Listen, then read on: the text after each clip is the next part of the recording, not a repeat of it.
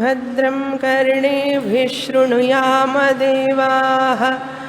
भद्रं पश्येमाक्षभिर्यजत्राः स्थिरैरङ्गैस्तुष्टुवागुंसस्तनूभिः व्यशेमदेवहितं यदायुः स्वस्ति न इन्द्रो वृद्धश्रवाः स्वस्ति नः पूषा विश्ववेदाः स्वस्ति नस्तार्क्ष्यो अरिष्टनेमिः स्वस्ति नो बृहस्पतिर्दधातु ఓం శాంతి శాంతి శాంతి. రెండవ అధ్యాయం 34వ కారిక 101వ పేజీ.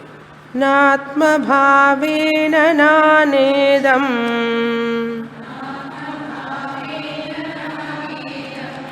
న స్వేనాపి కథంచన न पृथं नापृथं किंचित् इति तत्त्वविदो विदुः.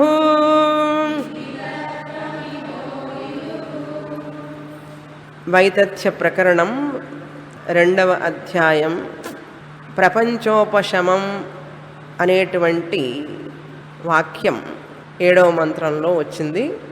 దాన్ని విస్తారంగా చెప్తున్నారు గౌడపాదుల వారు. ఉపనిషత్తు 12 మంత్రాలకి గౌడపాదాచార్యుల వారు కారికలు వ్రాశారు విపులంగా. ఆ కారికలు మనం చదువుతున్నాం ఇప్పుడు. 7వ మంత్రంలో చెప్పినటువంటి పదం ప్రపంచ ఉపశమం అంటే ఈ ప్రపంచం అనేటువంటిది మిథ్య అంటుంది శాస్త్రం.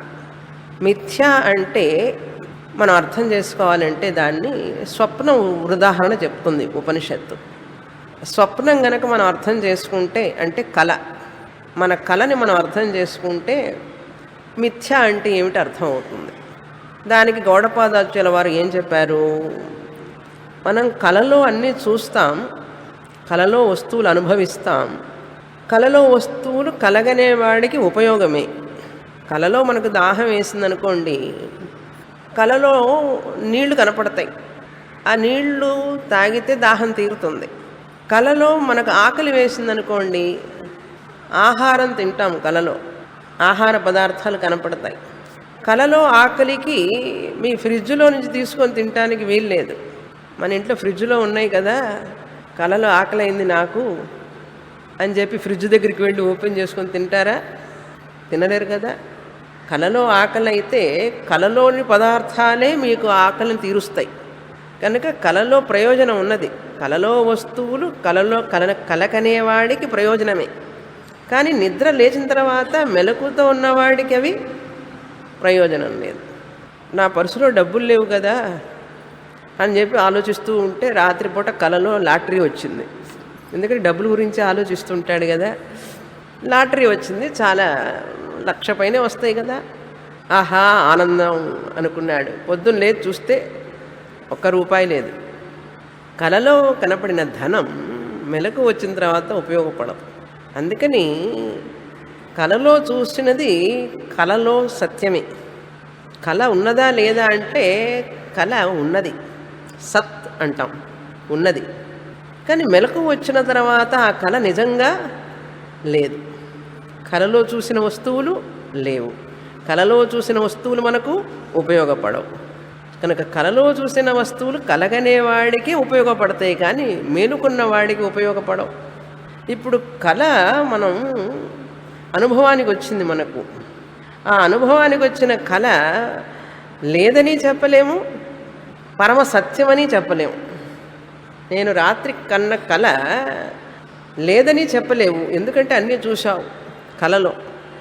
కానీ నిజంగా లేవు మెలకు వచ్చిన తర్వాత. కనుక ఇప్పుడు ఏం చెప్పాలి? కళ అనేది ఉన్నది లేదు, అసలు లేదనడానికి లేదు, పరమసత్యం అనడానికి వీలు లేదు. అప్పుడు ఏమనాలి దాన్ని? కళని ఉన్నది లేదు, ఉన్నట్లుగా కనపడింది కానీ లేదు. అది ఏదైతే ఉందో అదే మిథ్య. మిథ్య అంటే సత్ అసత్. ఉన్నది అనుభవానికి ఉన్నది, కానీ నిజంగా లేదు. ఏదైతే కనపడుతూ ఉంటుందో మనకు అనుభవానికి ఉంటుందే, కానీ విచారణ చేస్తే మెలకు వచ్చిన తర్వాత కనపడలేదు కదా, కనుక అసత్. కళ అనేటువంటిది అనుభవానికి సత్ ఉన్నది, కానీ విచారణ చేస్తే మెలకు వచ్చిన తర్వాత కళలో పదార్థాలు కళ నిజం కాదని తెలిసిపోయింది, అసత్. ఇప్పుడు కళకి మన నిర్వచనం ఏం చెప్పాలి? సత్ అసత్. ఉన్నది లేదు, అనుభవానికి ఉన్నదే కానీ నిజంగా లేదు. అట్లా ఏదైతే ఉంటుందో అది మిథ్యా. మిథ్యాకి నిర్వచనం ఇది, సదసత్ అన్నాం. అదేవిధంగా ఈ ప్రపంచం కూడా, మనం చూసే వస్తువులన్నీ కూడా పృథక్ పృథక్ అన్నారు, విడివిడిగా కనపడుతున్నాయి. మనకు భేదం తెలుస్తున్నది. ఆమె స్త్రీ, ఈయన పురుషుడు, ఇది పుష్పం, ఇది పుష్పం కాదు, ఈ భేదం తెలుస్తోంది కదా మనకు. పృథక్ పృథక్ తెలుస్తోంది మనకు. ఇదంతా మనకు కనపడుతున్నది, అనుభవానికి ఉన్నది, కానీ శాస్త్రం చెప్తుంది నిజంగా లేదు అన్నాడు. అది నిజంగా లేదని ఎప్పుడు తెలుస్తుంది? ఇప్పుడు కళ నిజం కాదని ఎప్పుడు తెలుస్తుంది మనకు? మెలకు వచ్చిన తర్వాతనే తెలుస్తుంది. మెలకు వచ్చిన తర్వాత మాత్రమే కళ నిజం కాదని తెలుస్తుంది, కానీ కళ కనేటప్పుడు కళ నిజం కాదని తెలుస్తుందా? తెలియదు. అదేవిధంగా ఈ ప్రపంచం మనం చూసేది మిథ్యా, ఇది సత్యం కాదు, అనుభవానికి మాత్రమే మనకు సత్యంగా కనపడుతున్నది, మనకు చూడటానికి మాత్రమే అట్లా తెలుస్తున్నది, కానీ ఇది సత్యం కాదు అని తెలియాలంటే మనం మేలుకోవాలి. మళ్ళీ ఏం మేలుకోవాలి, ఎలా మేలుకోవాలి అంటే అజ్ఞానం నుంచి మేలుకోవాలి. మనం ఆత్మ అజ్ఞానం నుంచి మేలుకుంటే, జ్ఞానం పొందితే ఇది మిథ్యా అని తెలుస్తుంది. అప్పుడు కలలోలాగా అన్నీ మాయమైపోతాయండి ఇవన్నీ కూడా జ్ఞానం వచ్చిన తర్వాత అనే సందేహం వస్తుంది కదా. ఎందుకంటే మెలకు రాగానే కళ అంతా పోయింది, కళలో చూసిన వస్తువులు లాటరీ అన్నీ పోయినాయి. అదేవిధంగా స్వామిని మీ క్లాసుకి వచ్చామనుకోండి, జ్ఞానం వచ్చిందనుకోండి మాకు, అప్పుడు మా ఇల్లు, మా భర్త, భార్య, పిల్లలు అందరూ కనపడకుండా పోతారా, స్వప్నంలాగా మాయమైపోతారా అనే సందేహం వస్తుందేమో. భయపడొద్దు. కళకి ఈ ప్రపంచానికి ఉన్న భేదం అదే. కళలో నుంచి మేలుకున్న తర్వాత కళ వస్తువులు కనపడకుండా పోతాయి, కానీ జ్ఞానం వచ్చిన తర్వాత ఈ ప్రపంచంలో చూసిన వస్తువులన్నీ అట్లాగే ఉంటాయి. మీ ఇల్లు అలాగే ఉంటుంది, మీ పిల్లలు అలాగే ఉంటారు, మీరేం బాధపడక్కర్లేదు. అది కళకి ఈ జాగ్రత్త ప్రపంచానికి భేదం. మనకు జ్ఞానం వచ్చిన తర్వాత కూడా ఈ ప్రపంచం అంతా సత్యం కాదని తెలుస్తుంది, అంతే. యథావిధిగా ఉంటుంది. మీరు హాయిగా 2 పూట్ల తినచ్చు, పొద్దున పూట బ్రేక్ఫాస్ట్ చేయొచ్చు, మధ్యాహ్నం లంచ్ భోజనం చేయొచ్చు, రాత్రి డిన్నర్ చేయొచ్చు, యథావిధిగా ఉంటుంది. కానీ ఈ చూసే ఈ ప్రపంచం పరమసత్యం కాదు, ఇది ఊరికే వ్యావహారిక సత్యం అని తెలుస్తుంది మనకు. అది విషయం. ఇది మిథ్యా లక్షణం. మిథ్యా లక్షణం ఒకటి, సత్ అసత్ విలక్షణం మిథ్యా. ఏదైతే సత్తు కాదు, అసత్తు కాదు, ఉన్నది కాదు, లేనిది కాదు, అది ఉన్నది లేని దానికి వేరైనది అన్నది. ఉండి లేకుండా ఉండేదే మిథ్యా. అది నిర్వచనం. మిథ్యాకి నిర్వచనం. శాస్త్రం అంతా అర్థమవుతుంది, కానీ మిథ్య అంటే ఏమిటో అర్థం కాదు చాలామందికి. గురువుగారు చెప్పినా కూడా అర్థం కాదు. మాయా అంటే ఏమో అర్థమవుతుంది, మిథ్యా మాయ అనేవి చాలా కష్టం. అందుకనే ఈ మిథ్య అనే దానికి నిర్వచనం రాసుకోవాలి మనం. సత్ అసత్, అది సత్తు కాదు, ఉన్నది కాదు, అసత్తు లేనిది కాదు, ఈ రెండిటికి కాకుండా వేరైనది విలక్షణం మిథ్యా. సద్ అసద్ విలక్షణం మిథ్యా. ఇది ఒక నిర్వచనం. ఈ నిర్వచనం గుర్తుపెట్టుకోవాలి, జీవితాంతం గుర్తుపెట్టుకోవాలి. అప్పుడే మనకు జ్ఞానం వచ్చేది, ఆత్మజ్ఞానం. రెండవ నిర్వచనం ఏమిటంటే మిథ్యాకి అనాత్మ అని పేరు. మిథ్యా అంటే అనాత్మ. అనాత్మ అంటే నా ఆత్మ అనాత్మ, ఆత్మ కానిది ఏదైతే ఉందో అది అనాత్మ అన్నారు. మిథ్య అంటే అనాత్మ అనేది రెండవ నిర్వచనం. మిథ్యా అనాత్మ. అనాత్మ అంటే ఏమిటి? ఆత్మ కాదు. న ఆత్మ. ఆత్మ కానిది ఏదైతే ఉందో అది అనాత్మ. ఇప్పుడు చూడండి శ్లోకం. న ఆత్మభావేన న ఇదం న స్వేనాపి కథంచన. ఎప్పటికీ ఈ అనాత్మ అనేటువంటిది, మిథ్యా ప్రపంచం అనేటువంటిది అనాత్మ కదా. మిథ్యా ప్రపంచం అంటే, మిథ్యా అంటే అనాత్మ కదా. ఈ ప్రపంచం సదసద్ విలక్షణం కదా, మిథ్యా కదా. ఇప్పుడు ఏమన్నాం మనం? ప్రపంచం మిథ్యా అన్నాం. అంటే ప్రపంచం సదసద్ విలక్షణం. మిథ్యా అంటే ఇంకొకటి ఏం చెప్పాము? అనాత్మ అన్నాం. అప్పుడు ప్రపంచం అనాత్మ. మరి ఆత్మ అంటే ఏమిటి? సత్ అనేది ఆత్మ అన్నాం. ఉనికి అనేది ఆత్మ అన్నాం. ఉనికి ఆత్మ, సత్ అనేది ఆత్మ. ఆత్మ కానిది అనాత్మ. ఇప్పుడు ఈ అనాత్మ అనేటువంటిది ఆత్మతో ఒకటైనదా, ఆత్మ కంటే వేరైనదా? అది ఈ మొదటి లైన్లో ఆత్మభావేన న ఇదం. ఇది ఆత్మతో సమానమైనది కాదు. ఏది? ఈ అనాత్మ. అనాత్మ అంటే మిథ్య. మిథ్య అంటే ఈ ప్రపంచం. అనాత్మ అయినటువంటి ఈ ప్రపంచం ఆత్మతో ఒకటైనది కాదు. ఆత్మభావేన న ఇదం. ఆత్మభావేన అంటే ఐడెంటికల్ అంటారు. అంటే ఆత్మ అనాత్మ ఒకటేనా అంటే కాదు అన్నారు. స్వేన అపి న కథంచన. దానికి తానుగా ఉండలేదు. అది స్వేన అపి, స్వతహాగా, ఇండిపెండెంట్గా, వేరుగా. స్వేన, ఈ ప్రపంచం అనేటువంటిది తనకు తానుగా ఉండలేదు. అది ఆత్మతో ఒకటి కాదు. పోనీ ఆత్మ కాకపోతే వేరుగా అంటున్నారా? అది తానుగా ఉండగలదంటే ఉండలేదు. అప్పుడు ఏమని తెలుసుకోవాలి మనం? అది ప్రపంచం అనేది ఆత్మ కాదు, ఆత్మ కంటే వేరుగా ఉండనూ లేదు. మరి ఏమిటి అది అంటే క్రింద లైన్ చెప్తాను. నా పృథక్ నా అపృథక్. ఇది ఆత్మ కంటే వేరైనది కాదు, ఆత్మతో ఒకటైనది కాదు. భేదం అన్నమాట. పృథక్ అంటే భేదం. నా పృథక్, ఇది ఆత్మ కంటే వేరైనది కాదు. నా అపృథక్, ఇది ఆత్మ కాదు. వేరైనది కాదంటే ఒకటే. ఆత్మ ప్రపంచం ఒకటేనా అన్నారు, కాదు అన్నారు. ఒకటి కాదంటే వేరా అన్నాడు, వేరు కాదన్నాడు. భేదం అంటాం కదా. భేదం అంటే డిఫరెన్స్. డిఫరెన్స్ ఉన్నదండి అంటాడు. శారీ చూస్తారు కదా, పట్టు శారీకి కంచి పట్టు శారీ కాదా లేదా అని చెప్పి డిఫరెన్స్ తెలుస్తుందా లేదా? సిల్క్ డిఫరెన్స్ తెలుస్తుందా లేదా? కాటన్ మిక్స్చర్ అండి అంటాడు. డిఫరెన్స్ తెలుస్తుంది కదా. ఆ డిఫరెన్స్ అనేది కంటికి కనపడుతుందా? పెద్ద అనాలిసిస్ ఇది.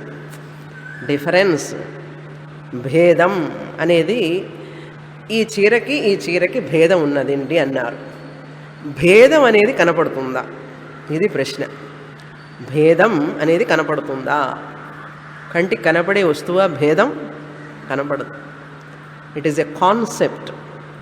ఎందుకంటే భేదం అనే దానికి రూపం లేదు, రంగు లేదు, శబ్దం లేదు, రుచి వాసన లేనటువంటిది భేదం అనేటువంటిది. ఆ భేదం అనేది ఎలా మాట్లాడతాం? పృథక్ అంటే భేదం.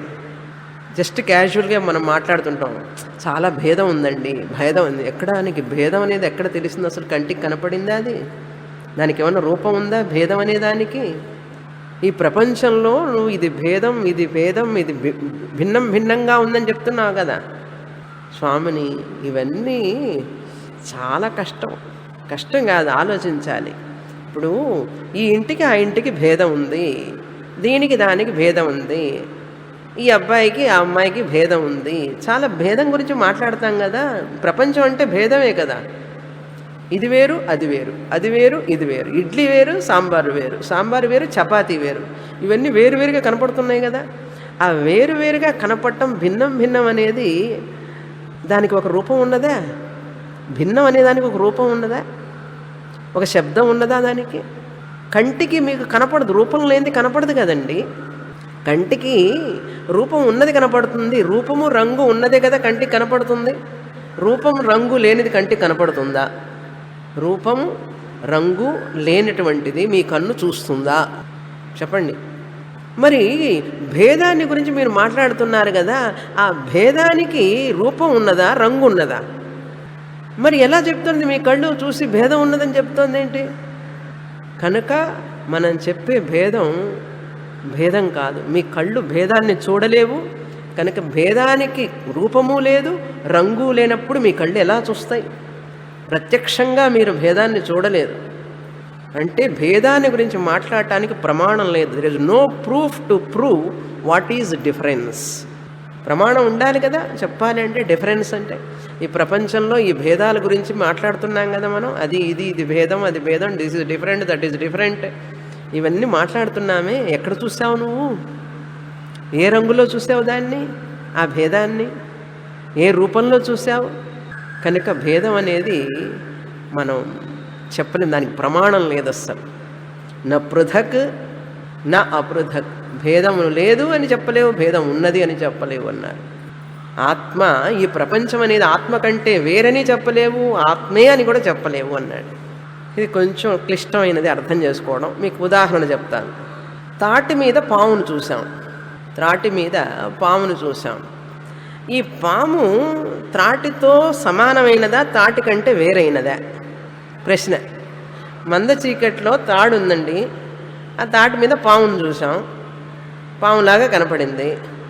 ఈ పాము తాడుతో సమానమైనటువంటిదా, తాడు కంటే వేరైనటువంటిదా?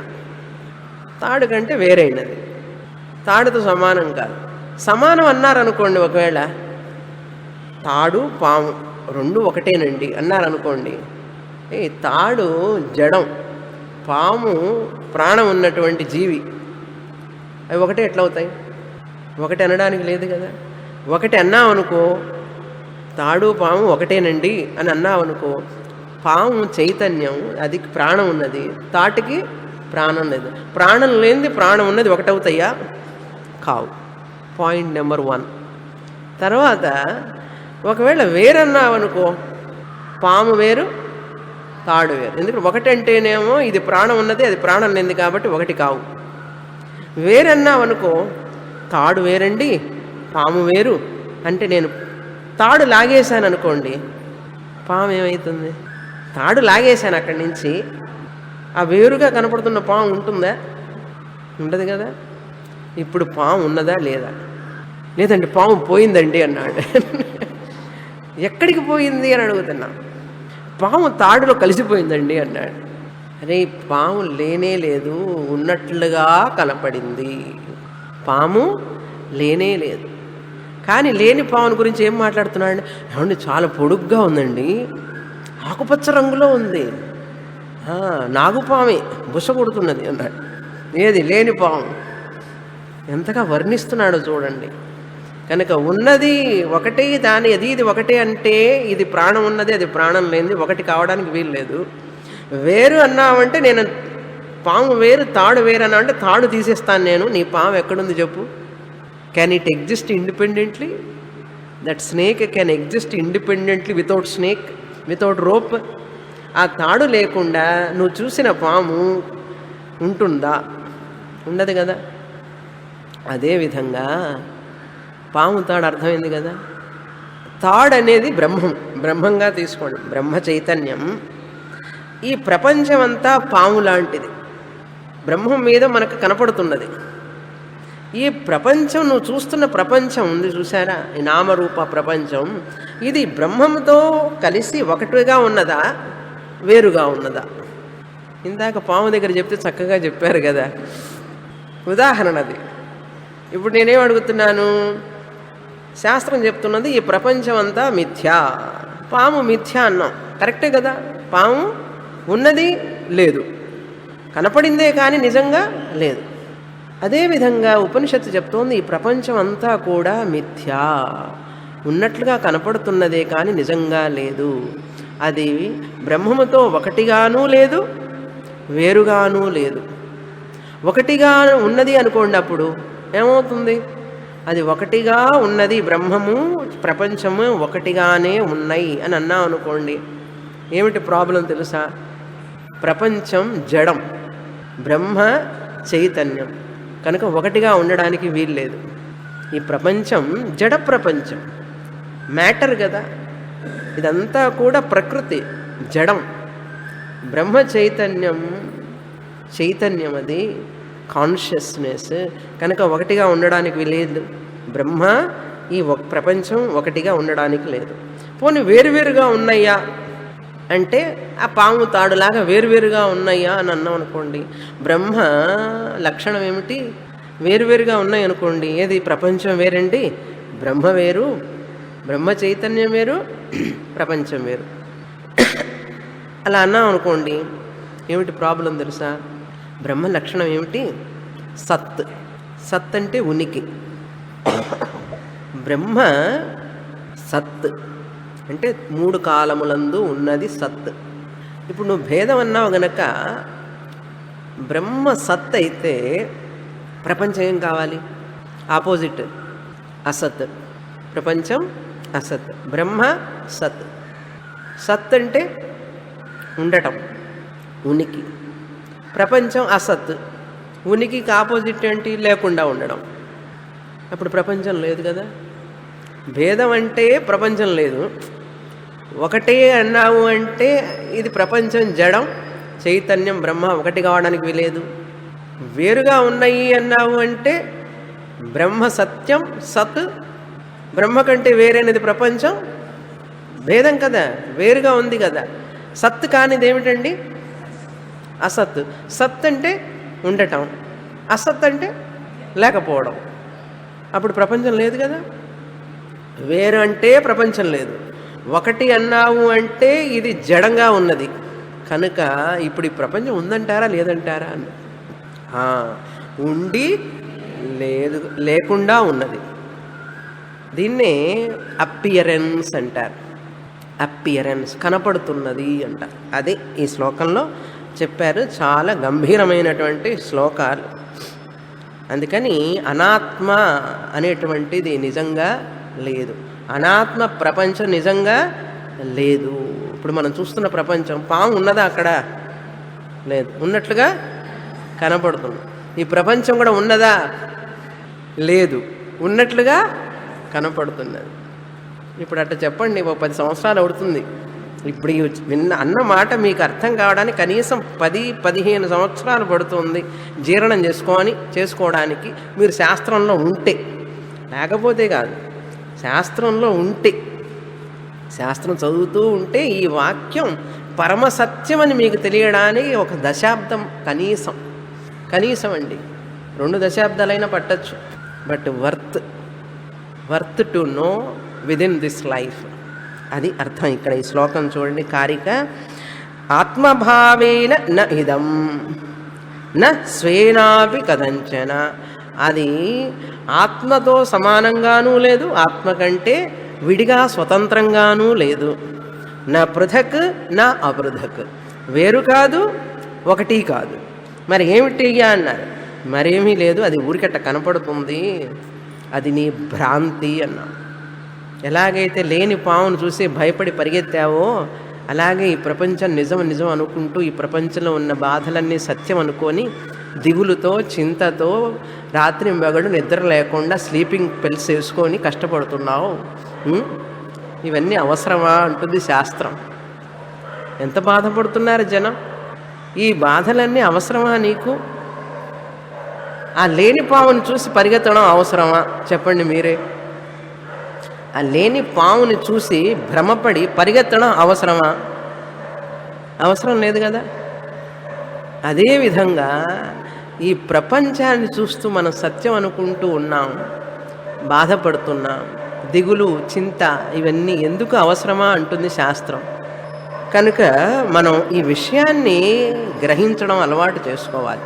తర్వాత కారిక ఇంతటితో ప్రపంచోపశమం అనే వాక్యం మీద వివరణ అయిపోయింది. తర్వాత కారికల్లో పూర్తి చేస్తున్నారు. ఇంతటితో పూర్తి అయిపోయింది 2వ అధ్యాయం.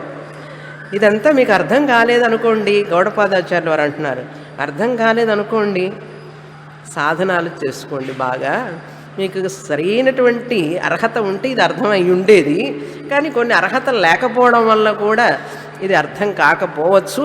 ఆ అర్హతను ఏమిటి సంపాదించుకోవాలి అని చెప్తున్నారు. తర్వాత సాధనలు చెప్తున్నారు. తర్వాత కారికలో చదువుతాం. 35వ కారిక. వీతరాగ భయక్రోధై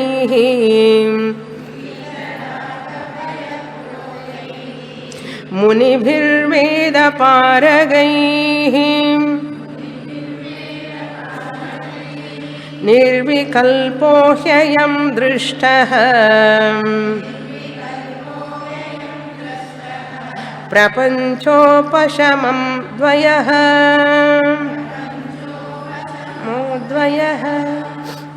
రెండవ లైన్లో హ్యాయం అని ఉన్నది. దీర్ఘం తీసేయండి. హ్యయం, హీ ప్లస్ అయం, ఆ దీర్ఘం అవసరం లేదు. వీత రాగ భయక్రోధై మొదటి సాధన. ఈ యొక్క గంభీరమైనటువంటి ఈ పరమసత్యాన్ని నువ్వు తెలుసుకోవాలి. ఈ జీవితానికి ఈ సత్యాన్ని తెలుసుకుంటేనే నాకు సుఖం, లేకపోతే దిగులు చింత ఇవన్నీ కూడా నన్ను ఆవరిస్తాయి. ముసలితనం వచ్చే కొద్దీ కూడా ఇవన్నీ దగ్గర పడుతూ ఉంటాయి. మనకు ముసలితనం వచ్చే కొద్దీ మనకు దిగులు చింత ఎక్కువ అవుతూ ఉంటుంది. కనుక అది రావడానికి ముందే మనం తయారుగా ఉండాలి. మనల్ని మనం ఆత్మస్వరూపంగా తెలుసుకోవాలి.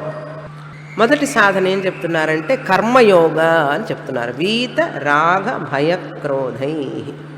క్రిందటి శ్లోకంలో కారికలో ఇది తత్వవిద విదుహు, ఆ పదానికి చెప్పలేదు.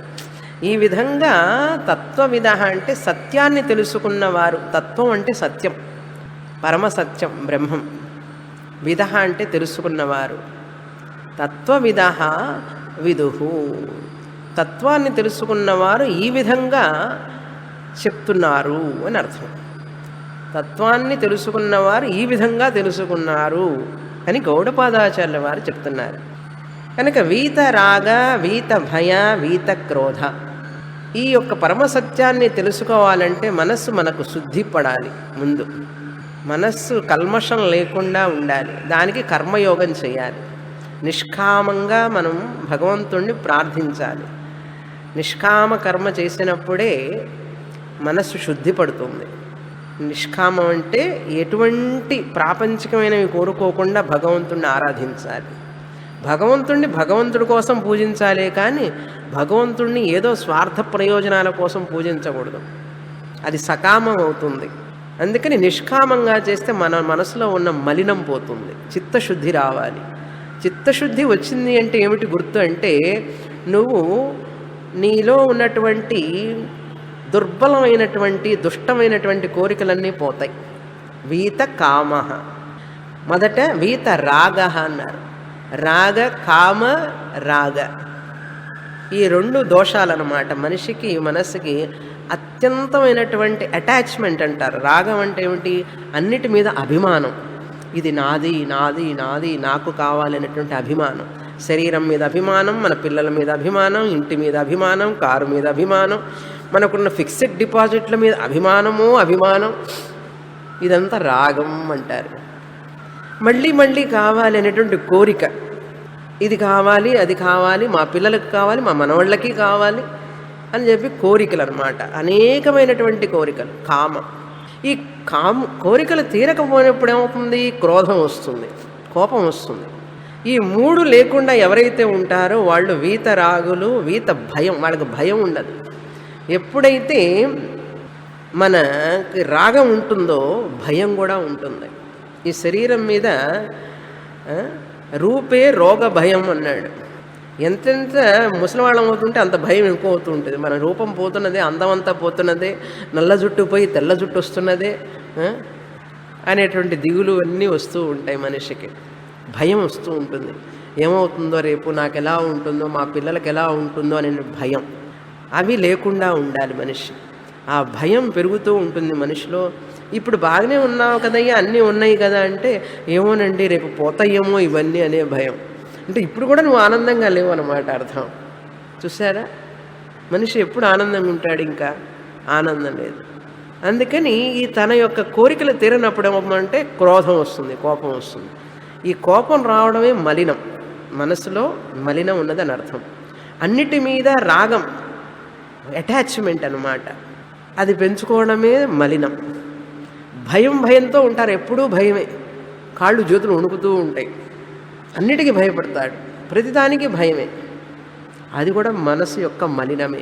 ఈ మూడు లేకపోవడం, వీత అంటే లేకుండా ఉండడమే చిత్తశుద్ధి పొందాడు అని అర్థం. అలా పొందాలి అంటే భగవంతుణ్ణి నిష్కామంగా పూజించాలి, కర్మయోగం చేయాలి, ఎక్కువగా సేవ చేయడం, అందరికీ తక్కువగా తీసుకోవడం, మోర్ కాంట్రిబ్యూషన్ లెస్ కన్జ్యూమర్. తక్కువగా తీసుకోవాలి, ఎక్కువగా ఇవ్వాలి. మన కేసు అంతా ఏంటంటే ఎక్కువగా తీసుకోవడం, తక్కువగా ఇవ్వడం. కనుక వాళ్ళకి శుద్ధి లేదు అని అర్థం, మనసులో శుద్ధత లేదు అని అర్థం. అట్లా స్వార్థపరంగా ఉండే వాళ్ళకి మనసు శుద్ధి లేదు. అలా శుద్ధి లేని వాళ్ళకి శాస్త్రం వంటపట్టదు. అహంకారం, గర్వం, కామం, క్రోధం, భయం అన్నీ ఉంటాయి వాళ్ళల్లో. కనుక అవన్నీ బయటపడాలి. రెండవది మునిహి అన్నారు. భవేత్ మునిహి అంటే ఉపాసన యోగ, రెండవ సాధనం. మనస్సుకి ఒక దోషం ఏమిటంటే మలం, అది పోవాలంటే చిత్తశుద్ధి పొందాలి. రెండవది ఏంటంటే ఏకాగ్రత లేకపోవడం, మనస్సుకి చిత్త ఏకాగ్రత లేకుండా విక్షేపం, అటు ఇటు పరిగెడుతూ ఉంటుంది కోతిలాగా, అది ఒక దోషమే. అలా ఉన్న వ్యక్తికి వేదాంతం అర్థం కాదు. మనస్సు ఏకాగ్రతంగా ఉండాలి. అలా ఏకాగ్రంగా ఉండేవాడికి ముని అంటే మననాత్ మునిహి అన్నారు. మననం చెయ్యాలి. మననాత్ మునిహి అన్నారు అంటే ఉపాసన చేయాలి, భగవద్ ధ్యానం చేయాలి, భగవద్ జపం చేయాలి. ఆ నామజపం చేసినప్పుడు మనకు మనసు ఏకాగ్రత వస్తుంది. దీన్ని ఉపాసన యోగ అన్నారు. సో కర్మయోగ ఒక సాధనం, ఉపాసన యోగ ఒక సాధనం. వేదపారగై అన్నారు. వేదపారగై అంటే జ్ఞానయోగ. శ్రవణం మననం చెయ్యాలి, శాస్త్రం వినాలి, జ్ఞానయోగాన్ని పొందాలి.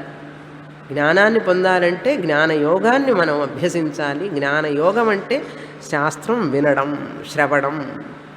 Monday class is the top priority, no postponement. ఎప్పుడు వస్తుంటారులే స్వామిని, ఎక్కడికి పోతారు అని చెప్పి అనుకోకూడదు. ఆ వేదాంత పఠనం, శ్రవణం అనేది the top most priority in my life అన్నారు. అట్లా ఉండాలి. ఎందుకంటే దాని యొక్క విలువ తెలియాలి మనకు. ఆ శాస్త్రం చదవడం వల్ల మనకి ఎంత ప్రయోజనం ఉంది, అది లేకపోతే ఎంత నష్టపోతాం మనం అని తెలిసిన వాళ్ళకే ఆ శ్రవణం జరుగుతుంది.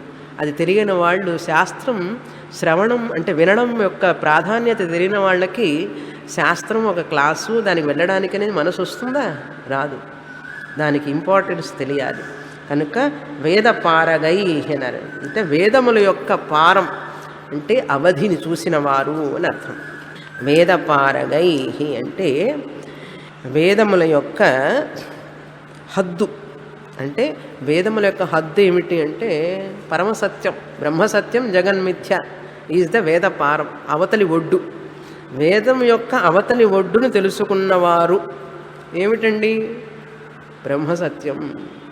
బ్రహ్మసత్యం తెలిసిందండి నాకు అన్నాడు. ఏ బ్రహ్మసత్యం తెలియడం కాదు, అహం బ్రహ్మాస్మి అని చెప్పాలి. అందుకని మళ్ళీ దేవుడి దగ్గరికి పడిగెడతాడు.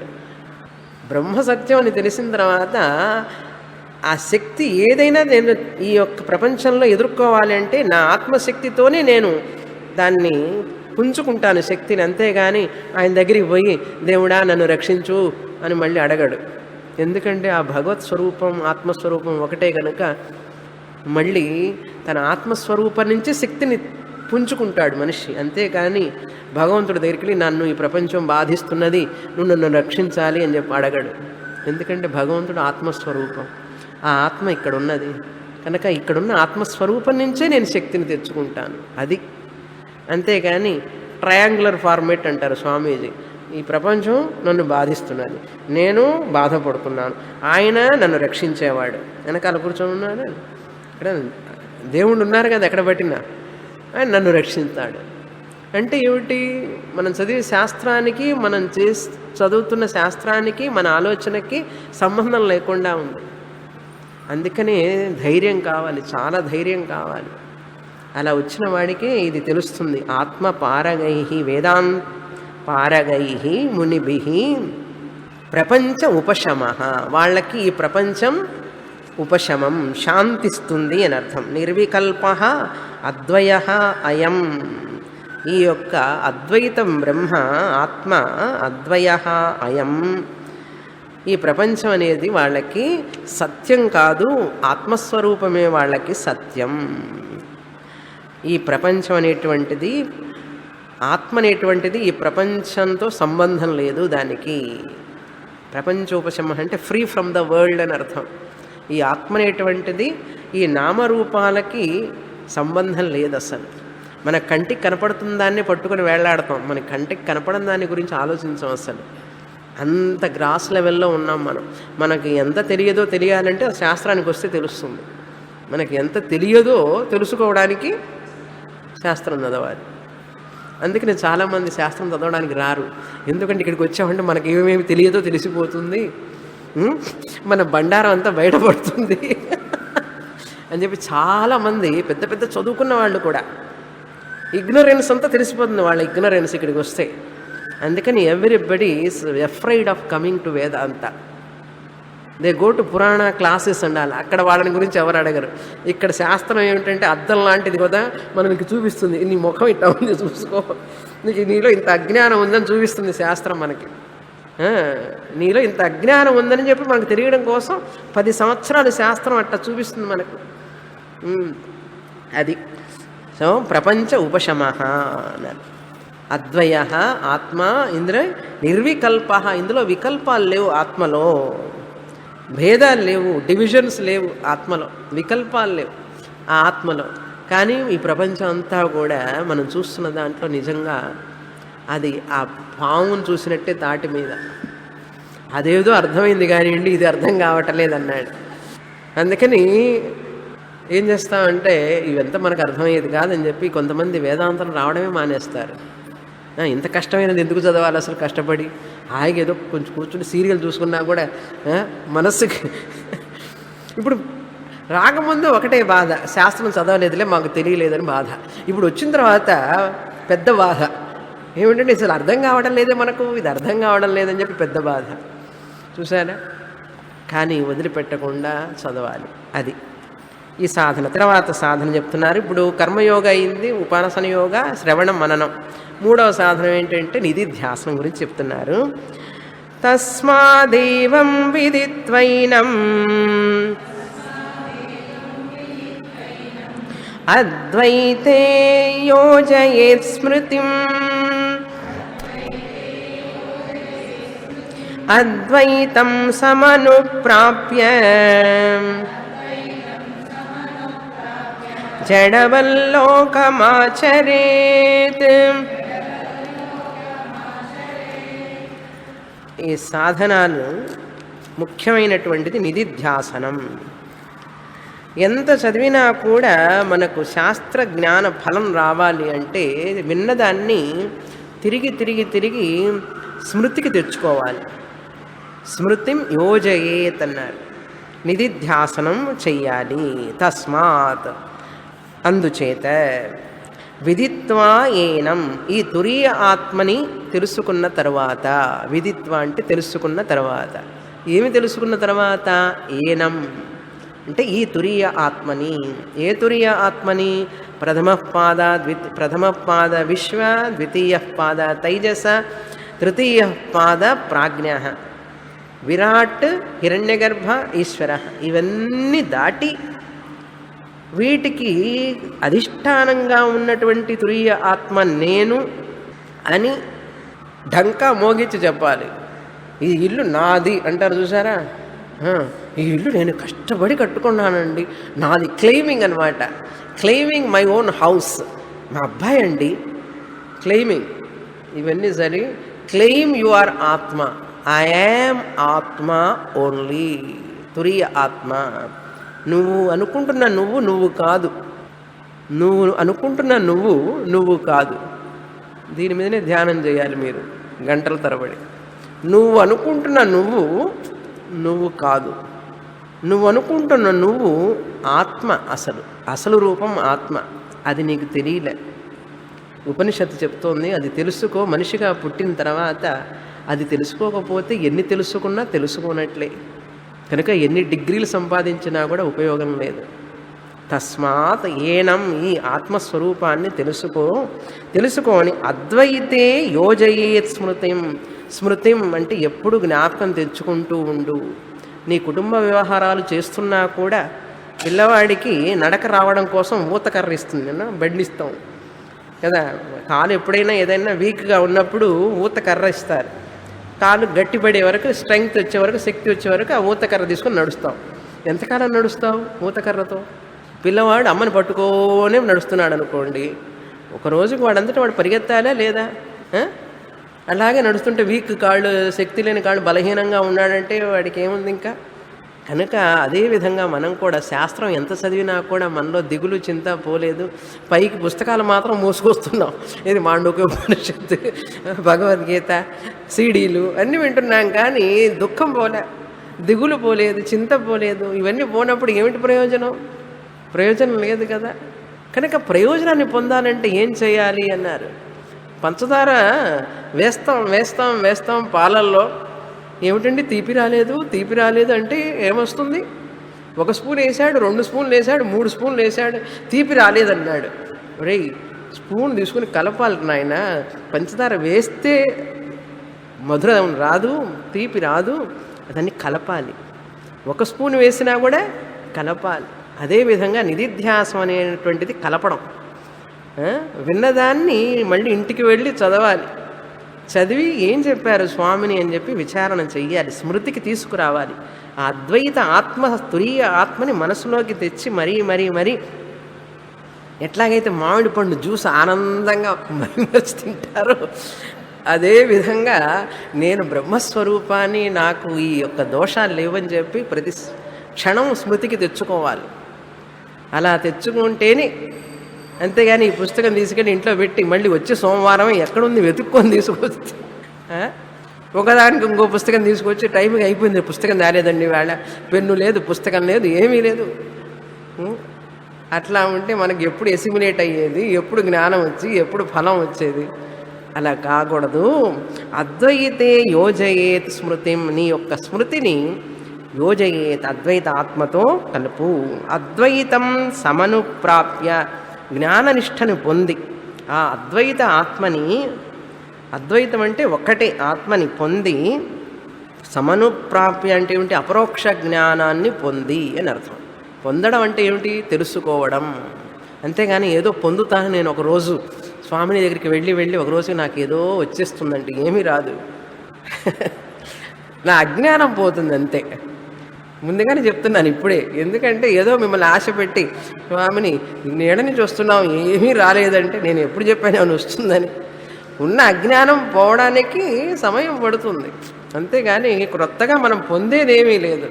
ఉన్న అజ్ఞానాన్ని కడుగుతున్నాం, ఇక్కడ వాష్ చేస్తున్నాం అంతే. నాకే అద్వైతం సమనుప్రాప్య జడవత్ లోకమాచరేతి, ఏమి తెలియని వాళ్ళలాగా ఉండంటున్నాడు. ఇది అందరికీ అడ్వైజ్ అనమాట. గౌడపాదాచార్య వారు ఒక అడ్వైజ్ ఇస్తున్నారు అందరికీ, జ్ఞానులకి. జ్ఞానం వచ్చింది కదని చెప్పి డామ్ కాకు అందరికీ బయటికి వెళ్ళి నేను జ్ఞానిని మీకు తెలుసు ఏమంటే మాండుక్య స్టూడెంట్ నేను, వేదాంతం అంతా చదువుకున్నాను, భగవద్గీత చదివాను, ఆ స్వామీజీ దగ్గరికి వెళ్ళాను, ఈ స్వామీజీ దగ్గరికి వెళ్ళాను, ఆమె దగ్గర చదివాను, ఈమె దగ్గర చదివాను, అన్ని లెక్చర్స్కి వెళ్తాను నేను. అయితే ఏమిటన్నాడు? నాకు తెలుసు నేను బ్రహ్మాన్ని అని చెప్పి చెప్పకు, అందరి దగ్గరికి వెళ్ళి ఏమీ తెలియని వాళ్ళలాగా ఉండన్నాడు. జడవత్ అంటే ఏమిటి? మూర్ఖుడిలాగా, అంటే ఏమి తెలియనట్టుంటే అజ్ఞానిలాగా ప్రవర్తించు అన్నాడు. Be as a Roman in the Rome అన్నారు. రోమ్ కంట్రీలో ఉన్నప్పుడు వాళ్ళ రూల్స్ రెగ్యులేషన్స్ వాడకుంటే అట్లాగే ఉండాలి. అమెరికా వెళితే అమెరికాలో వాళ్ళ రూల్స్ వాళ్ళ రెగ్యులేషన్స్ ఫాలో అవ్వాలి. ఇంగ్లాండ్ వెళితే ఇంగ్లాండ్ రూల్స్ రెగ్యులేషన్ ఫాలో అవ్వాలి. అంతేగాని మా ఇండియాలో ఇట్లా పోతామండి మేము రోడ్డు మీద అంటే అమెరికాలో పోతే తీసుకెళ్ళి జైల్లో పెడతాడు. కనుక అమెరికా వాడు వచ్చి ఇండియాలో నేను ఇట్లాగే రూల్స్ ఫాలో అవుతాను కుదరదు, మా రోడ్లో మేము ఇష్టం వచ్చినట్టు పోతాం. అట్లా రూల్స్ అంటే పెడితే మాకు వీలు కాదు. అందుకని మా దేశానికి వస్తే మా దేశంలో ఉన్నట్టుగా ఉండాలి మీరు. అదే విధంగా జ్ఞాని కూడా అజ్ఞానుల మధ్యలో ఉన్నప్పుడు ఏమి తెలియనట్లుగా అజ్ఞానిలాగే ప్రవర్తించాలి. అంతేకాని నా బుద్ధిభేదం జనయేత్ అజ్ఞానం కర్మసంగినాం అంటారు కృష్ణ పరమాత్మ. అజ్ఞానుల దగ్గరికి వెళ్ళి వాళ్ళ బుద్ధిలో కన్ఫ్యూజన్ చేయవాకు, వాళ్ళ అజ్ఞానంలో ఉన్నారు, నీకు తెలిసినట్టుగా ప్రవర్తించవు, అక్కడికి పోయి తెలియనట్లుగానే ఉండు అన్నాడు. ఎలాగండి ఉండడం, తెలిసి కూడా తెలియకుండా అన్నాడు. అవును, అది అంతే, చాలా కష్టం వాళ్ళకి. ఊరికే అది రాదు కదా, నువ్వుకంటే ఎంతో కష్టపడి నువ్వు చదువుకొని సాధన చేసి నువ్వు జ్ఞానం పొందినావని చెప్పి అందరికీ వస్తుందా ఏమిటి అది? అందుకని వాళ్ళని నిందించను వద్దు, నీకు జ్ఞానం ఉందని నువ్వు ప్రకటన చేసుకోను వద్దు, ఏమి తెలియనట్లుగా ఉండు అన్నారు. అది జ్ఞాని యొక్క లక్షణం. తర్వాత శ్లోకం. నిస్తుతిర్నిర్నమస్కారః నిస్వధాకార ఏవ చ చలాచలనికేతశ్చ యాతిర్యాదృచ్ఛికో భవేత్.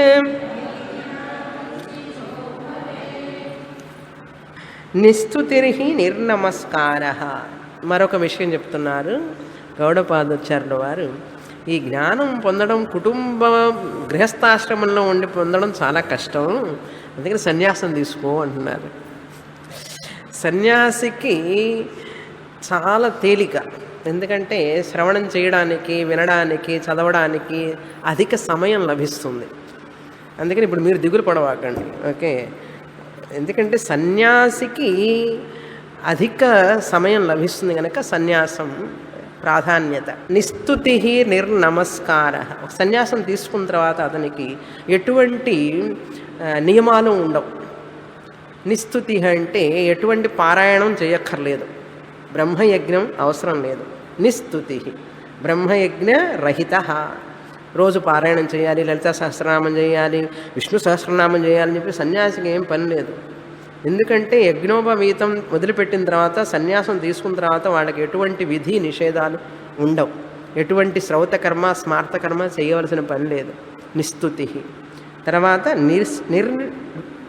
నిర్నమస్కార అంటే దేవయజ్ఞం. ప్రతిరోజు భగవంతుడి దగ్గరికి నమస్కారం చేయాలి, పూజ చేయాలి, దేవాలయానికి వెళ్ళాలి అని చెప్పి వాళ్ళకి ఎటువంటి విధి లేదు. వాళ్ళు వెళ్ళక్కర్లేదు, వెళితే వెళ్ళొచ్చు, వెళ్ళకపోయినా పర్వాలేదు. సన్యాసం తీసుకున్న వాళ్ళకి అధిక సమయాన్ని వాళ్ళు శాస్త్రానికే ఇస్తారు. అంతేగాని సన్యాసం తీసుకున్న తర్వాత 2 ఆశ్రమాలు పెట్టుకొని 2 హాస్పిటల్స్ రన్ చేస్తూ, స్కూల్స్ రన్ చేస్తూ, 2 ఓల్డ్ ఏజ్ హోమ్లు పెట్టుకొని ఏమిటయ్యా చేస్తున్నామంటే బిజీగా ఉన్నానండి అన్నాడు. ఒక్కటి తప్ప ఏమిటంటే శాస్త్రం చదవడం, శాస్త్రం పని శ్రవణం లేకుండా, మననం లేకుండా, నిధిధ్యాసనం లేకుండా ఉండే సన్యాసాశ్రమం ఎందుకు? దానికి సన్యాసాశ్రమం తీసుకోకుండానే నువ్వు పని చేయొచ్చు కదా. సన్యాసాశ్రమం తీసుకునేది ఒకే ఒక్కదాని కోసం, శాస్త్ర శ్రవణం చేయడం, శాస్త్రాన్ని బోధించడం, శాస్త్రంలోనే ఉండాలి ఎప్పుడు. అందుకోసమే సన్యాసాశ్రమం. కానీ సన్యాసాశ్రమం తీసుకున్న తర్వాత అటువంటివన్నీ చేయకూడదు. జ్ఞాననిష్ట వచ్చిన తర్వాత శంకరాచార్యుల వారిలాగా ఏదైనా లోక కళ్యాణం కోసం చేయదలుచుకుంటే చెయ్యి, కానీ సన్యాసం తీసుకోగానే నువ్వు వెంటనే శాస్త్రమే చదవకుండా సోషల్ సర్వీస్ చేస్తూ కూర్చుంటే దానికి సన్యాసాశ్రమం ఎందుకు కదా.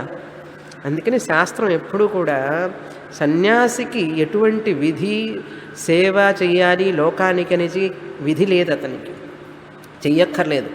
నిస్వధాకార అంటే ఎటువంటి శ్రాద్ధ తర్పణ కర్మలు చేయక్కర్లేదు, పితృయజ్ఞాలు అవసరం లేదు. నిస్వధాకార అంటే పితృయజ్ఞ శ్రాద్ధ తర్పణాది రహిత అవసరం లేదు. చల అచల నికేతశ్చ. 2 ఇళ్ళుంటాయి జ్ఞానికి, 2 గృహాలు. చలం కదిలే ఇల్లు, కదలని ఇల్లు, 2 ఇళ్ళు సన్యాసికి. తనకంటూ సొంతంగా ఏం ఉండదు, కానీ 2 ఇళ్ళున్నాయి సన్యాసికి. ఒకటేమో కదిలే ఇల్లు శరీరం, చలం, చలనికేతం. నికేతం అంటే ఇల్లు, కదిలే ఇల్లు మొబైల్ హౌస్. ఈ శరీరమే ఇల్లు లాంటిది. అచలం అంటే ఆత్మ, చలించినటువంటి ఆత్మ మరొక గృహం. సో జ్ఞాని ఎప్పుడు ఈ యొక్క శరీరంలో శరీర యాత్రని జరుపుకుంటూ ఉంటాడు. ఇది ఒక కదిలే ఇల్లు. కదలని ఇల్లు ఆత్మస్వరూపంలో ఎప్పుడూ తాదాత్మ్యాన్ని చెందే ఉంటాడు మనస్సుతో. భవేత్ యాదృచ్ఛిక అన్నాడు.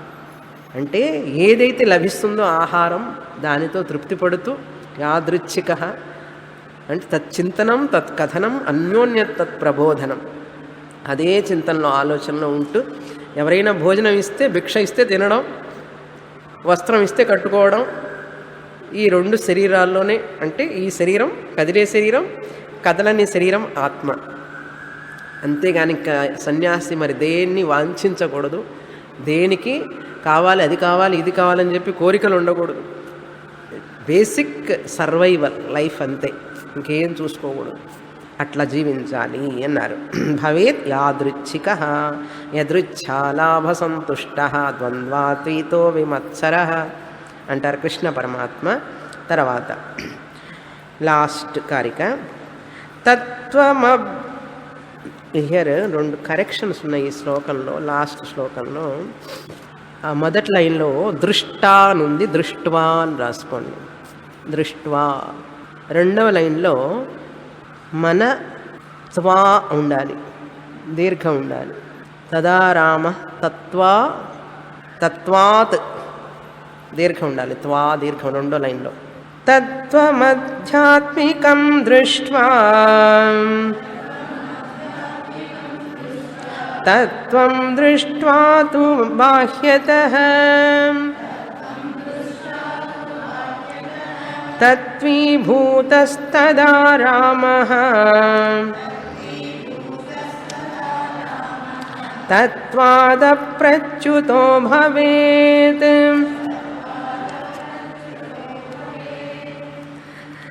తత్వం ఆధ్యాత్మికం దృష్ట్వా. చాలా నైస్ కారిక. ఈ జ్ఞాని నిష్ఠ ఎట్లా ఉండాలి అంటే పూర్ణ జ్ఞాన లక్షణం చెప్తున్నారు, జ్ఞాని లక్షణం చెప్తున్నారు ఇక్కడ. తత్వం ఈ యొక్క సత్యాన్ని, సత్వం అంటే రియాలిటీ, సత్యం, దీన్ని చూడాలి, తెలుసుకోవాలి. ఏ విధంగా చూస్తుంటాడు ఇతను? చూస్తుంటాడంటే కళ్ళతో చూడడు. ఏ విధంగా అర్థం చేసుకున్నాడు అంటే సద్రూపం బాహ్యత, బయట సద్రూపంగా తెలుసుకున్నాడు. ఆంతరం చిద్రూపత, అదే చెప్తున్నారు.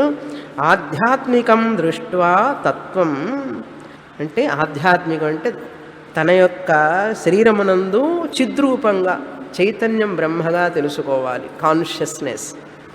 బాహ్యత తత్వం దృష్ట్వా, బాహ్యంగా చూడాలి. ఎలా?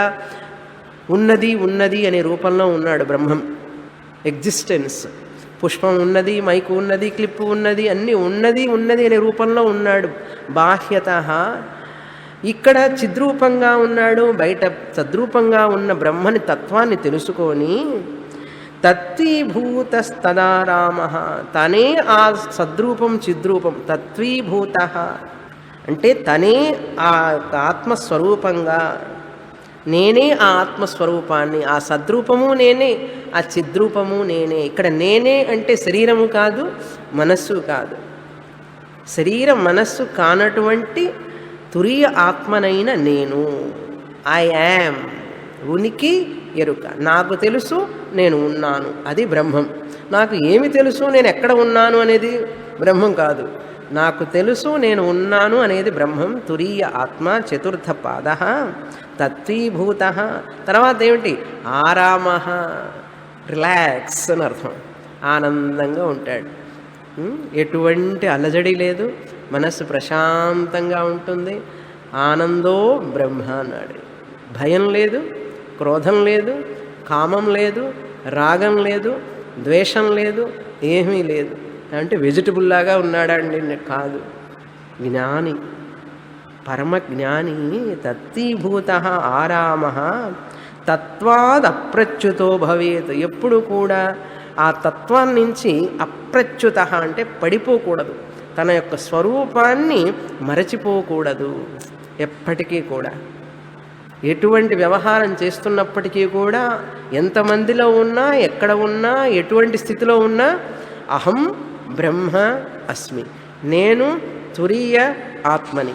నన్ను ఏవి కూడా అంటవు ఈ ప్రపంచంలో. ఈ శరీరం కూడా నన్ను కొబ్బరికాయ బాగా ఎండిపోయిన తర్వాత లోపల కురిడి పైన పెంకు డొల్లక డడ శబ్దం వస్తుంది. ఆ ఎండు కొబ్బరి లోపలే ఉంది కురిడి. ఆ పెంకు ఏమన్నా చేస్తుంది ఆ కురిడిని? లోపలే ఉందిగా, ఏమీ చెయ్యదు. ఇంకా స్వీట్గా ఉంటుంది అది. చూసారా? ఆత్మ, నేను స్త్రీ ఆత్మని కురిడిలాగా ఉన్నాను. ఈ పైన పెంకు ఇది శరీరం, ఇది ఏమీ చేయలేదు నన్ను. ఆ విధంగా తెలుసుకొని ఆనందంగా ఎప్పుడు మన యొక్క నిజస్వరూపాన్ని నుంచి కింద పడడం అనేది ఉండకూడదు. అందుకని అలా ఉండాలంటే ఏమిటి ఒక్కటే మార్గం అంటే శాస్త్రం, శాస్త్రం, శాస్త్రం. అందుకే శాస్త్రం అని పేరు. శాస్ అంటే మనల్ని శాసించి, త్రాయతే మనల్ని రక్షించేది శాస్త్రం. అందుకని శాస్త్రాన్ని విడిచిపెట్టాము అంటే మనం పడిపోతాం. శాస్త్రాన్ని పట్టుకున్నామంటే మనం రక్షింపబడతాం. ఏదో విధంగా శాస్త్రంతో మనం సంబంధం కలిగి ఉండాలి ఎప్పుడు. అది మర్చిపోయినామంటే మనల్ని మనం మర్చిపోయినట్లే. మనల్ని మనం మర్చిపోతే మనకు మళ్ళీ దిగులు చింత అన్నీ వస్తాయి. దిగులు చింత వద్దా? వద్దు. అప్పుడు ఏం చేయాలి? శాస్త్రంతోనే ఉండాలి. శాస్త్రంతో ఉండాలంటే ఏం చేయాలి? 3వ అధ్యాయం మళ్ళీ చదవాలి. ఇప్పుడు 2వ అధ్యాయం అయింది కదా, 3వ అధ్యాయం. దీంతో ఈ యొక్క వైతథ్య ప్రకరణం పూర్తయింది. పూర్ణమదః పూర్ణమిదం పూర్ణాత్ పూర్ణముదచ్యతే పూర్ణస్య పూర్ణమాదాయ పూర్ణమేవావశిష్యతే. ఓం శాంతి శాంతి శాంతి. హరి ఓం. శ్రీ గురుభ్యో నమః. హరి ఓం.